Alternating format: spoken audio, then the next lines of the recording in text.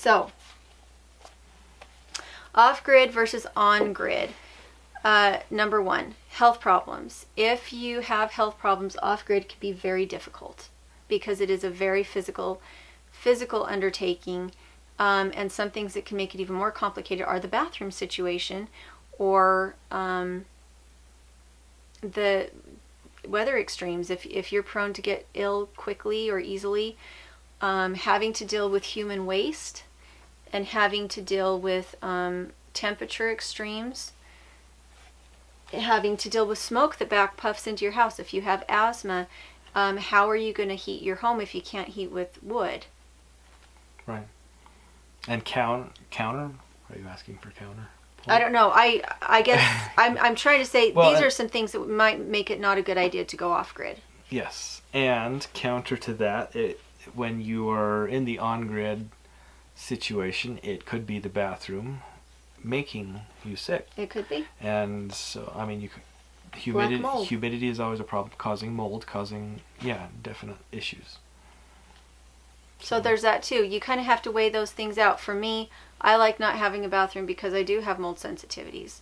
And so I don't mind the trek out to the outhouse unless we have really extreme cold. But then when we have really extreme cold, that outhouse trip is not fun. There's nothing romantic about going out at 20 below to freeze your butt on a really cold toilet seat. Hear, hear.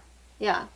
And that's us having a porta potty. We don't even have an outhouse because we don't want to get in trouble with our local permits. So we have a porta potty, which adds another $63 to our monthly budget, right, by having to make that choice of wanting to make sure our hygiene is enough that we're not getting sick. Right? Yeah. And there are... Okay, so the next thing is extreme weather. Here we have extreme colds. Once we got the house insulated, it stayed nice and cool during the day. Even in the hottest part of summer with the windows open, it was bearable. However, it was frickin' cold once we got down into the 30s here. Mm-hmm. The propane could not keep up with it, and we had a lot of moisture in the house. So when the wood burning stove came in, it was huge. If we were somewhere like Oklahoma, I know that they used to deal with not having air conditioning by having a big porch that was screened in. Yep. But a lot of the homes there don't have that anymore because now we have air conditioning. Location, don't you think? Pretty much. If we were in the north part of the state, it might be actually a lot more doable. But once it dips into the negative temperatures, there's just... I think water at that point becomes a problem. If we have a good wood burning stove here, we can keep warm, and that's fine. But the hauling of the water, trying to keep the water from freezing if we're storing a sizable amount out on the deck. But I mean, here our frost line is like 6 feet down. Mm-hmm. And so your water pipes have to be 6 feet down. You can't have a hose that runs from a pump and runs to your house. And you would have problems with probably contamination in the hose anyway. You wouldn't want to do that. You want your water to just be clean. We boil all of our drinking water. I make a lot of tea, that kind of thing. We do have a refrigerator. In the winter, we wouldn't necessarily have to have a refrigerator, but we'd have to be okay with our food freezing if we didn't have a root cellar. Yeah.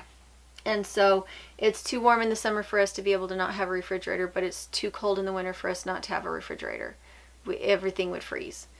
Even if it was out on the warmer deck instead of being outside, it would freeze unless you have a root cellar. And so you'd have to go down past the frost line, so it'd have to be deeper than 6 feet, and then you'd have to have a good insulative top over the top, and then at that point you'd have problems most likely with rodents. So everything that you would do here would need to be a process. It would need to be researched. If it was a true apocalyptic off-grid situation, you'd want to dig that root cellar very quickly. It would want to be one of the first things you dig. For sure. We do have a hand pump on the well. Mm-hmm. It's acting up right now, so the girls are having to walk further to get water. And so the bathing has been less now that we are having a hard time getting water. A lot of washcloth baths.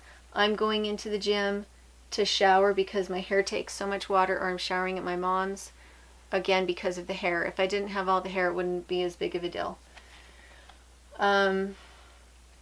So we're admitting that is that, I mean, when I was a kid, it was hauling the water that was a big deal. It's time consuming, and you use an awful lot of water during the day to wash dishes, to cook with, and then if you shower, it takes a lot of water. So that would be why pioneers only bathed once a week, is because you really didn't want to be wasting your water with the bath every day. You just, it would just be too much. It just would be too much. And John doesn't like it when I don't bathe every day. He doesn't like me looking greasy. That is one of John's things, is that he really likes to be really clean all the time. I not so much. I don't mind a little bit of dirt throughout the day, and then as long as I can wash it off. But I do think it makes a difference if you can't shower off the grime at night. Yeah. At least how I sleep if I. Yeah, but he gets really sweaty. Well, but back in the RV, it was just. Yeah, he doesn't like to be, but his body works different than mine does. I don't necessarily get really sweaty the same way that he gets really sweaty. I sleep different at night than he does, so it doesn't affect me quite the same way. A washcloth is plenty for me. But I will admit that if it's been a really dirty day, if there's been a lot of wind in the air, a lot of dirt in the air, it is nice to shower. And I do like the pressure system, because with the girls and I can shower nicely with 2 gallons of water, all of us, and we do get very clean with it. Right now it's the fact that it's cold. Where do I put them to take a shower? We don't want any more water getting on our plywood because we don't have flooring in. It's not like I can just mop it up. So we're kind of trying to preserve the subfloor a little bit right now. We're just trying to get everything in so you hear all of it, but this is going to be a really long video. Or split it up to. Yeah. Oh, we're only 5 minutes in. Outhouse or compost. If you're going to be off-grid, you need some kind of facility, and you really, really, really want to do your research. It's a personal decision. Please do your research. We went with the porta potty because we felt like it was beyond us at this point to figure out how to do a good composting system or an outhouse that we felt was really safe. We're right next to the canal, so there's a lot of water in the soil around, and we don't want to make people sick, and we don't want to get sick. So we just went with the porta potty, and that was an added expense that we just tacked on. Regulations, they're kind of iffy. They don't allow you to hook up to electricity until they have inspected your septic system, but because we don't have a septic system and we're off-grid, it's pretty, to all intents and purposes, we're camping, and they did come out and inspect the shed for safety, and so it's a playhouse.